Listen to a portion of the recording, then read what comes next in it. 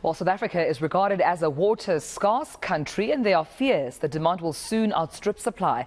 Now, that will have a huge impact on farmers, ultimately, as well as food security. But to talk about the impact now, we're joined by Christo van der Rede from Agri-SA. Christo, a very warm good morning to you, and thank you so much for your time this morning. Let's talk about the magnitude of the impact of water scarcity on farmers and the farming industry. At this point, how does it look like?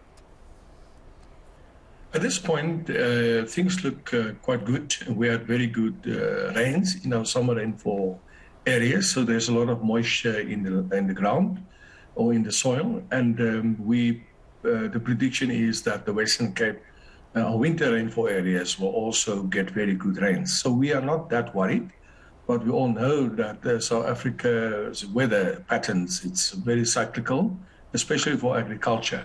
We've had a serious drought a few years back, 2016, 2017, and that had a major impact on the agriculture sector. So we cross our fingers that we won't have a drought very soon. Yeah, let's reflect on that impact previously of the impact of the drought on farming and farmers. What was that impact like? What challenges were experienced then due to this drought? Well, our maize crop was almost halved from 14 million tons to 7 million tons. We had to then import a lot of maize. We also had major losses in terms of our livestock sector. Our farmers, and especially our small-scale farmers, have suffered a lot. And there's still a large number of commercial farmers that are still struggling. Because remember, when it rains, it does not rain grass. The rain is there to feed the underground water reservoirs, but also it takes time for grass to recover. So many of our farmers are still busy or still in the herd building phase. So yes, drought had a major impact on the entire industry. And obviously, when there's a scarcity of maize, it has an impact on feedstock for our poultry. And our poultry sector has also suffered major setback as a result of that. And it all pushes up the prices of food eventually. Yeah, and also, I mean, I'm just seeing here that the country, well, in terms of just further future predictions, Christo, the country is expected to experience a water deficit of 17% by 2030. What does that mean for farmers now in, prepping for that event, should it happen, and how to better cushion themselves? Remember, farmers are always the ones that are standing last in the row when it comes to water distribution. So your human population, they're the first to get access to water, and that's why our municipalities have such an important role to play.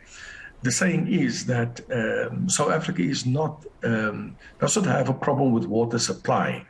It has all to do with water management. So farmers stand last in the row, and they're the last to get the surplus water that is available for agricultural purposes.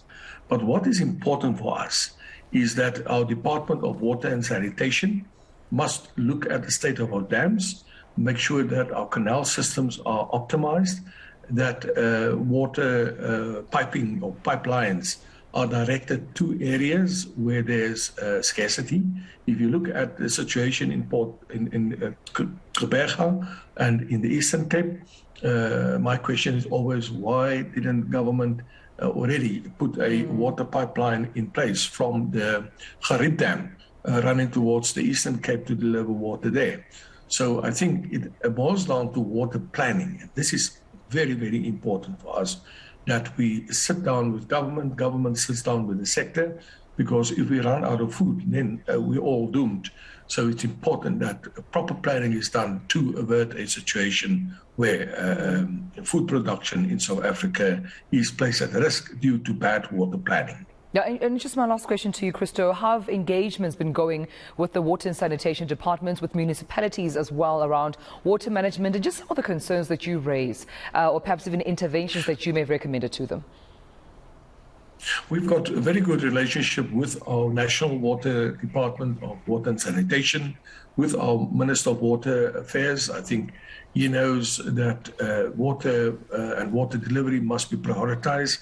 The big issue is with municipalities. It's a shame that many of our municipalities are failing to deliver proper water to the taxpayers and the ratepayers. And secondly, it's very bad that some municipalities still continue to allow that waste being dumped in our water systems. Remember, we have approximately 21 water systems, and those water systems we must guard with our life, because those river systems are the systems that supply water to everyone in this country. And I think one of the proposals that we make is that why not privatizing those facilities in municipalities, because it can be put to good use, even for the production of fertilizer, like urea, for example. So there's many innovative ideas that can be implemented by municipalities. It's just a question of the political will that must be addressed. All right, we'll leave it then. I appreciate you speaking to us this morning. Christopher van der Rede from Agri SA, talking to us about water scarcity, but specifically the impact it has on the farming industry and farmers alike. That engagement, of course, quite important between the association as well as municipalities and government, so to better support farmers during predictions, which at this point looking at a 17% deficit expected, or at least predicted, for the year 2030.